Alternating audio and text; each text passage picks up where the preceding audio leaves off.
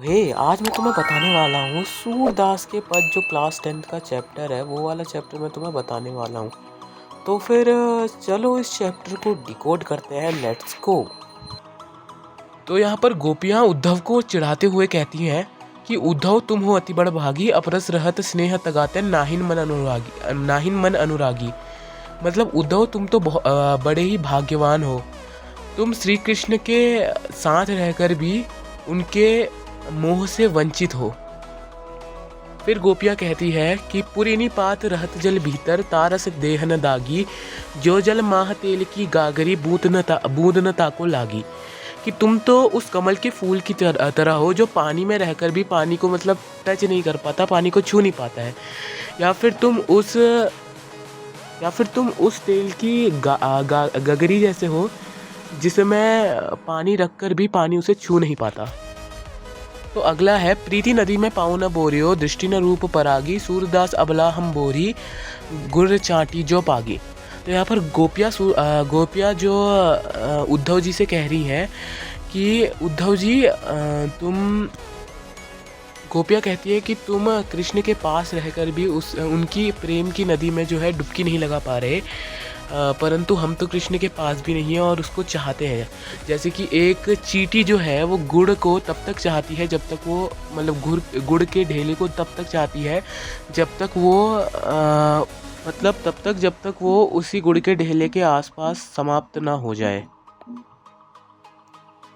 अगला पद है मन की मन ही माज रही, कहिए जाई कौन पै उधो, ना ही परत कही, अवधि असार आस आवन की, तन मन बिथा सही, अब इन जोग संदेशनी सुनी सुनी, बिरहिनी बिरह दही, चाहती हुती गुहारी जितही तै उड़ते धार बही, सूरदास अब धीर धरई क्यों मर्यादा न लही। तो इसका अर्थ क्या है? तो इसका अर्थ जैसे गोपियाँ जो है वो कहती हैं कि इन पंक्तियों में जो गोपियाँ हैं उद्धव से कह रही हैं, उनके अपने मन की बात कह रही हैं कि वे कृष्ण से बहुत कुछ कहना चाहती थी परंतु अब वे नहीं कह पाएंगी। वे उद्धव को अपने संदेश देने का उचित पात्र नहीं समझती और कहती हैं कि उन्हें बातें सिर्फ कृष्ण से कहनी है, किसी और को कहकर संदेश नहीं भेज सकती। वे कहती हैं कि इतने समय से कृष्ण के लौट कर आने की आशा को हम मतलब वो आधार मानकर तन मन हर प्रकार से विरह की ये व्यथा सह रही थी, ये सोचकर कि वे आएंगे तो हमारे सारे दुख दूर हो जाएंगे। परंतु श्री कृष्ण ने हमारे लिए ज्ञान योग का संदेश भेजकर हमें और भी दुखी कर दिया है। हम विरह की आग में और भी जलने लगी हैं। ऐसे समय में कोई अपने रक्षक को पुकारता है, परंतु हमारे जो रक्षक हैं वही आज हमारे दुख का कारण है। हे उद्धव, अब हम धीरज क्यों धरें? कैसे धरें जब हमारी आशा का एकमात्र तिनका भी डूब गया। प्रेम की मर्यादा है कि प्रेम के बदले प्रेम ही दिया जाए, पर श्री कृष्ण ने हमारे साथ छल किया है, उन्होंने मर्यादा का उल्लंघन किया है, ऐसा गोपियों का कहना है। तो अगला पद है हमारे हरि हारिल की लकड़ी, मनक्रम बचन नंद नंदन उर, यह दृढ़ करी पकरी, जागत सोवत स्वप्न दिवस निसी, कान्ह कान्ह जकरी, सुनत जोग लागत है ऐसो जो करुई ककरी, सूतो व्याधि हमको ले आए, देखी सुनी न करी, यह तो सूर्य तिन्हीं ले सौंपो जिनके मन चकरी। तो इसका अर्थ क्या है?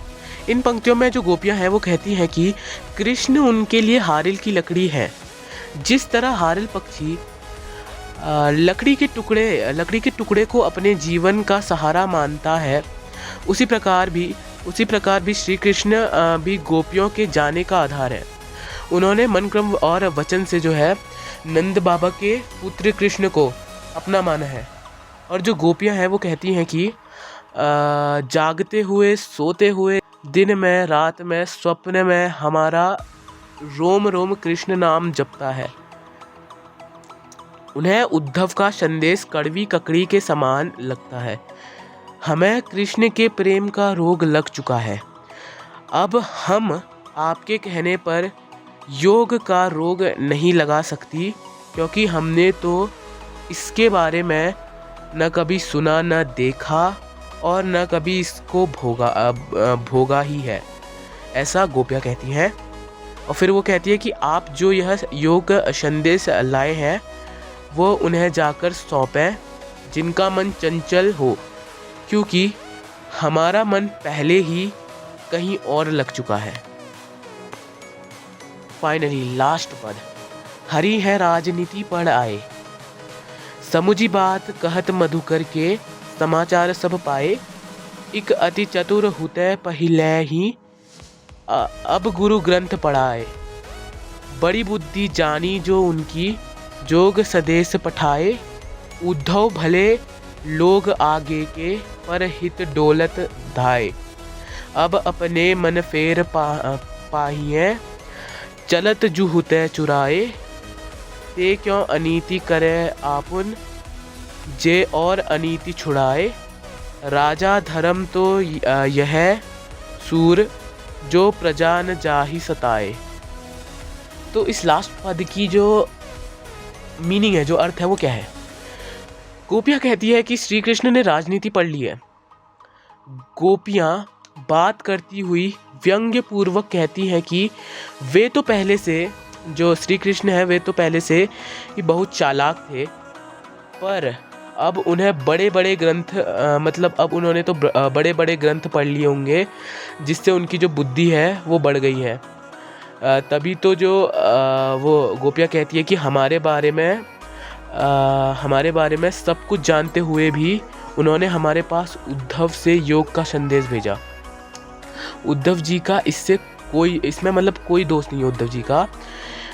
ये भले लोग हैं जो दूसरों के कल्याण करने में आनंद का अनुभव करते हैं। जो गोपियां हैं वो उद्धव से कहती हैं कि आप जाकर कहिएगा कि यहाँ से मथुरा जाते वक्त श्री कृष्ण हमारा मन भी अपने साथ ही ले गए, उसे वे वापस कर दें। वे अत्याचारियों को दंड देने का काम करने मथुरा गए थे, जैसा कि आपको पता होगा, परंतु वे स्वयं अत्याचार कर रहे हैं, ऐसा गोपियों का कहना है। आप उनसे कहिएगा, वो उद्धव से कह रही है कि आप उनसे कहिएगा कि एक राजा को हमेशा चाहिए कि वो जो प्रजा है उसका हित करे, उन्हें किसी प्रकार का कष्ट ना पहुँचने दे, यही राजधर्म है। परंतु जो श्री कृष्ण है वो एक तरह से गोपियों के अनुसार उनको कष्ट पहुँचा रहे हैं। तो ख़त्म हो चुका है हमारा यहाँ पहला चैप्टर, और थैंक यू कहने की कोई ज़रूरत नहीं है, लाइक सब्सक्राइब और शेयर कर देना। तो मिलते हैं अपनी अगली वीडियो में, तब तक के लिए बाय बाय।